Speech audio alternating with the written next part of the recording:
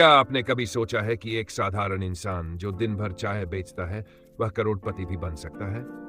यह कहानी है प्रफुल्ल बिलोरे की, जिन्हें आज लोग प्यार से एमबीए चाय वाला कहते हैं। लेकिन यह सफर आसान नहीं था। शुरुआत, सपनों के खिलाफ हालात। प्रफुल्ल का सपना था आईएन इंस्टीट्यूट ऑफ मैनेजमेंट में पढ़ना। उन्होंने कड़ी मेहनत की, दिन रात पढ़ाई की, लेकिन 3 बार एंट्रेंस एग्जाम में फेल हो गए। अब क्या करें? सब लोग कहने लगे अब कुछ नहीं हो सकता, लेकिन प्रफुल्ल ने हार नहीं मानी। उन्होंने सोचा, अगर बड़े सपने पूरे नहीं हुए तो क्या छोटे सपने भी छोड़ दूं?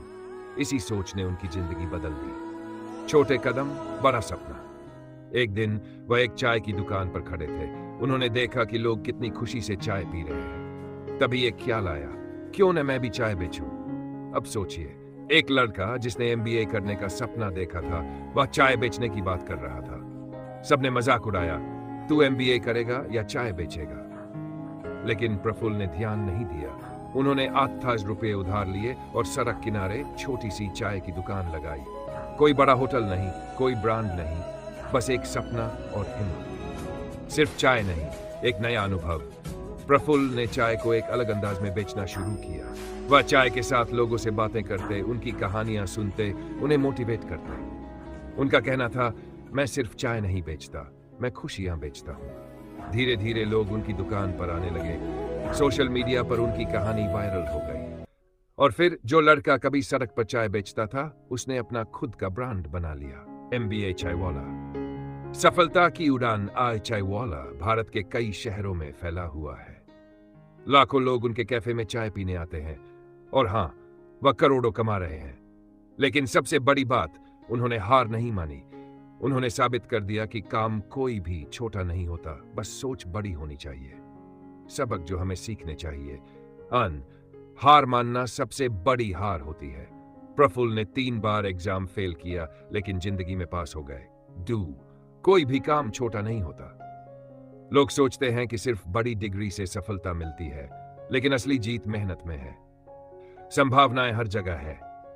अगर आप सही नजरिए से देखो तो चाय बेचने में भी सफलता मिल सकती है। आज जो संघर्ष कर रहे हो, वही कल तुम्हारी सफलता की कहानी बनेगी। तो बताइए, क्या आप भी अपने सपनों के लिए तैयार हैं? सफलता की शुरुआत कोशिश करने से होती है। उदाहरण, अगर कोई छात्र परीक्षा की तैयारी नहीं करता तो वह पास नहीं हो सकता। इसलिए सफलता पाने के लिए पहले कोशिश करनी जरूरी है। खुद पर विश्वास रखें। कड़ी मेहनत प्रतिभा से बेहतर होती है जब प्रतिभा मेहनत नहीं करती। हर दिन छोटे कदम आपको बड़ी सफलता तक ले जाते हैं। अगर आप रोज 10 मिनट कोई नई भाषा सीखे तो कुछ महीनों में आप बुनियादी रूप से उसे समझने लगेंगे। सपने तभी पूरे होते हैं जब आप मेहनत करते हैं।